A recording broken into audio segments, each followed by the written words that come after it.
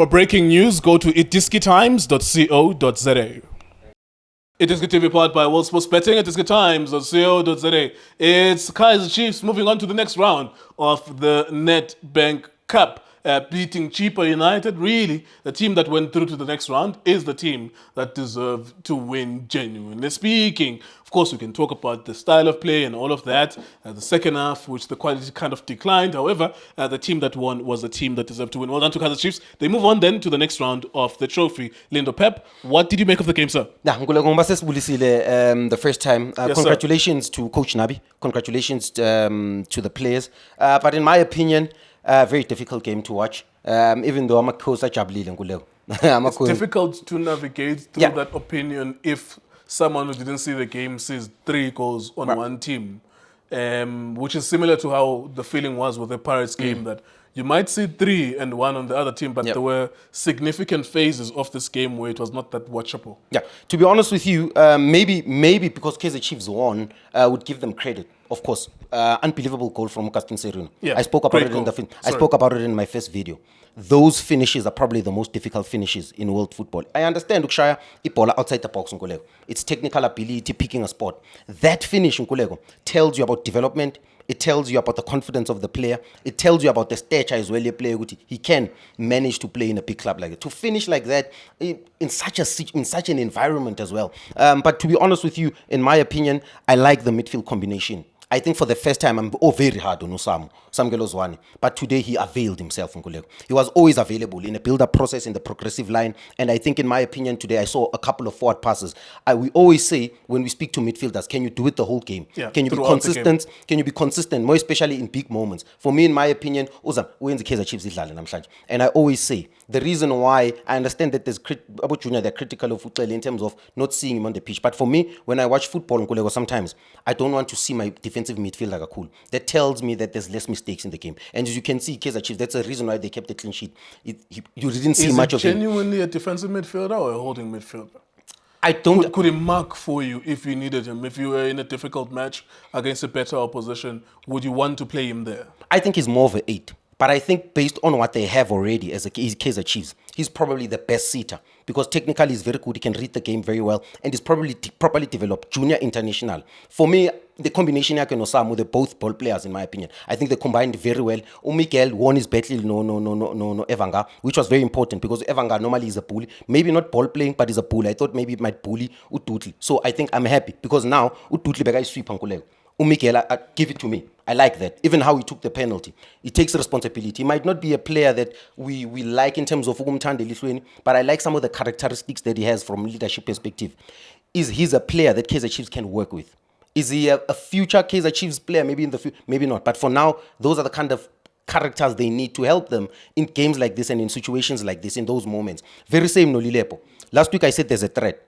But this week I'm coming and I'm saying, Nkulego, he probably doesn't have the intelligence as yet, or we still need to see. Ntanda passa all the time. When you have the intelligence, you have it. It doesn't develop. All right. I like the pass feeder on the right side, and it touches them inside. That tells you that he's got a good pass in him. He's very confident in one touch because to touch the ball in one touch is probably the most difficult thing. Melus tembe when self. I like that immediately moves. They ball more than 3 times whether uzwane bamfidi bhola baya 10 abo Josh Matlo they play fancy passes whether umduna manje makangena uya 10 but there's that one that they gave him. He played an unbelievable first time cross that told me about the technical ability and the fact that even if he probably is not the profile that they are looking for now, yes, they signed him because it's going to be important, but moving forward I think he's the player they can build on. Even if they do bring in better players than him, I think they can work with him. He can be, he can add an impact from the bench. He can play as a striker. He can play out wide, whether on the left. He is a good signing. For the first time in a very long time, I think they got it right, Willie Lepo, in my opinion.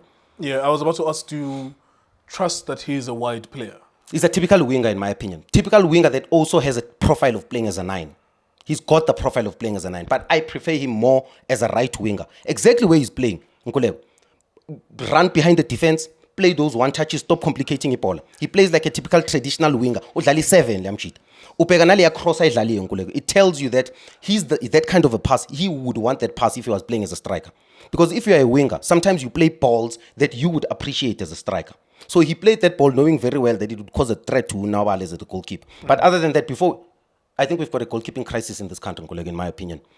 It's been Richards Bay goalkeeper. It's been Ofori. It's Unwabali. I remember there was a game that Chiefs played against TS Galaxy where the TS Galaxy goalkeeper insisted that I am just going to make you score as well. So it's a succession of matches where it's like, it's not that he's under pressure, therefore he makes mistake and therefore a team scores. But it's like, it's as if you can interpret it as if the goalkeeper is just saying, I am going to make sure that I am going to make these errors that lead to goals. And I think that's where, for me, how I see that this is a crisis that's developing. It's a crisis, Nkulego. The biggest foundation for every coach, for every football club, is to invest in an unbelievable goalkeeper. And for me, as a football fan, to watch that quality of goalkeepers is really disappointing, to be honest with you. I can only count maybe 3-4 goalkeepers in this league. I can count to Rons, I can count to Sipho, maybe Nosage Stevens, Stellenbosch. I like the guy where Richards Bay, OTN. Other than that, for me, the level of goalkeeping in this country it's really terrible. It's something that needs to be spoken about. That mistake, Ganwabali, even the last goal, you punch the thing outside. Even the decision making you Puma a penalty. A bad decision. The goalkeeper's strength is to read the game. You need to be, that's why most goalkeepers are coaches. But for me, very happy with the defense of Kaizer Chiefs. I feel that Tumashiane kept it simple today. Didn't overcomplicate. Even that boy Philander, I'm going to talk about a little bit. Yeah. He gave them a lot of threat, but I think he was very disciplined in his position because Tumashiane sometimes he's probably a better left back they have with Kaizer Chiefs. But sometimes center remember, Nkulego, for you to even go, you need to understand what is a positive touch and a negative touch. If it's receiver negative, that means we still want to play. If receiver positive as a midfielder, that means I am telling you to go. Understand? So, but today, I think he understood his position. The very same Forstler today. The first goal comes from him. Yeah. Good overlapping run. He gave Ulilepo. I think Forstler, that's the reason why he's the man of the match. I think Ulilepo brings out the best in him because he allows him to be a decoy. He allows him to make fake runs. Arrives in the box late, picks the right pass to Serino. Even the chance that they create before he came it comes from him, overlapping run. Centre backs very solid. Tele in midfield control the game. But like I said, it was not a wild game. But for me, from where they are coming, they are building, they are working towards something. You don't want to be negative when a team wins. I understand that, more especially from a fan-based perspective. You have to be realistic in your assessment. For sure. It doesn't matter if people are happy or whatever. It's the same if a team loses 3-0, but they had a fabulous game. Your eyes and your responsibility, your eyes will tell you, and your brain will process it, and you have a responsibility, because you get paid to do this, that you have to reflect what happened. If what happened, just because a team lost 3-0 or 2-1 or 4-1, it does not mean that they were poor if they were decent. They were just unlucky. Maybe the referee was against them, he gave them 3 red cards. The job is to, what happened? What did we see? And then you try and reflect. It's about the performance. Just quickly on Chippa United, there's something else that I want to ask you too as well. Just on Chippa, you remarked on Ufilenda as well. You know what, Nkulego? This is the thing. A top talent. Technically very good. We saw him in terms of a dead ball situation. We saw him in terms of using his left, right. Very pacey. Right, Nkulego? Very dynamic. I like that kind of winger, Nkulego. He can go inside, can go outside. Right, Nkulego? But this is the thing now. That's the player that big teams should be looking out for. But they should give him time to be a seasoned player now. Can he stay with Chippa United? He can stay there one season, but because of the market and because of the reality that Sundown signs these players, you might as well sign him early. We were here, and so said Gulendwana Le, Campbell, Chandre. We saw him the one day he played against Pirates, and I think he scored 2 goals. One of the first few times we saw him, and so said, "Dear Chiefs, sign Campbell." Because it's a reality. Apelele Teto, he's on loan here. We said, sign them early. You can see Apelele Teto is a young player, is an upcoming young player. So the reality of the market is that Sundowns will win the bid. The bid. When there's 5 different monies coming in from 5 different teams, Sundowns will win because they will go higher than everyone, which is fine. You must understand the landscape when, as a club. Then that means when as a club you must sign them early, which is something that I think Pirates even is trying to do that to Ngabora Sebocha, Ngabombata, and some of the players as early. Well, that you sign them as early as possible. Last one before I let you go. There's a reality here that we are now probably going to see big teams in the next round. If Sundowns wins tomorrow, which they should, against an ABC Motsepe League team, it's Sundowns, Pirates, it's Chiefs, it's Stellenbosch, and then there's 4 other teams as well that's going to join them, including Durban City. Can you see realistically a possibility of these teams avoiding each other, these big teams, in the next round?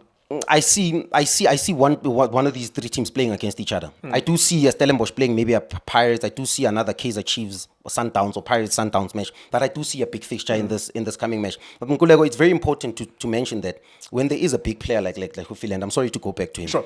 is that the biggest question is Kaizer Chiefs have signed those players before when they are ready like that. But the biggest question is, should they now get players who are not seasoned campaigners? Or should they use the very system? Because they don't have the quality to say, even if we do bring in Ofilenda, they will have the pressure to start him. And for me, in my opinion, even if they do bring him in, they should be building the boy into being a seasoned player. Let me expand then on, right. I like where we're going. Okay. Let me expand on what I mean. You are operating in a market where there's someone who can clearly pay more than you. That's the market. What do you do in that instance? If you see a player performing at a smaller club, let him stay there, but sign him already. Asanele Vele, I said it from the beginning that even if Steve signed him, he's not going to be a star immediately. He's still learning. We saw him at Kosafa, he's still learning. Giovanni Filenda, he will still need to play it cheaper, but play the market differently with all these players. Luke Bartman, you play that market differently. Pay them, because at this point when they're 19, 20, 18, they are not worth 20 million. They are probably worth between 2 and 5 million. You pay that amount of money based on your scouting. Your scouting will tell you that, well, we should pay that money for him. We've seen him over 6 months. You make deals different because Sundowns waited for Ujaden. I'm sure Sundowns have been looking for Ujaden. But Jaden had to play for Bafana. He had to play in finals in the MTN 8. He had to become one of the best midfielders. And then when he was fully cooked, he's going to Sundowns. So that's a different market. Sundowns is beating you in that market. Maybe Pirates can fight as well with Apolis. These seasoned players that are cooked food, like they're ready made. But then you have to play the market different. If your answer is, we cannot pay 20 million for a player. For me, in my opinion, that's why I spoke about even their loan systems. They should be bringing in the best players in the country if they can't compete in the market. And loan them out. The best young players. The best young players in the country. You look, Batman, even this boy Finlander, you can count so many youngsters. Asevele, there's so many of them. But now they need a different strategy. As actually, Kaizer Chiefs has always used that model. It's the academy system, but I think the another model that need to work on, more especially the technical director, is the very same. You cannot compete, but there are some of that left-footed player who's 20 years old from Baroka. Yes, the number 12 that we watched, Josi Tsile. Bring in those best young players as a Kaizer Chiefs. You are in a construction phase. Because even with the Lilepo, yes, you make an investment. You might find 1 or 2, like those are available in the market, Pasadena and Apolis.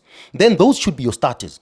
But now invest in these best young players. Because now you're a Kaizer Chiefs and you have a fan base that has expectation.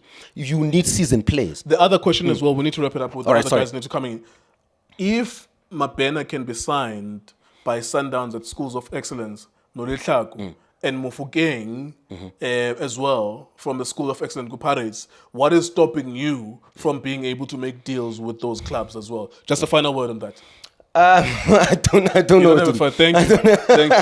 But that's the idea. If the best young players in this country, Abo Mapena, Abo Litlaku, Abo Mufugeng, Abo Nkota, they are taken from these development structures, what is stopping you as the big team from doing that as well? Anyways, that was the game. Kaizer Chiefs, well done, winning against Chippa United. iDiskiTV, iDiski Times, was sports betting.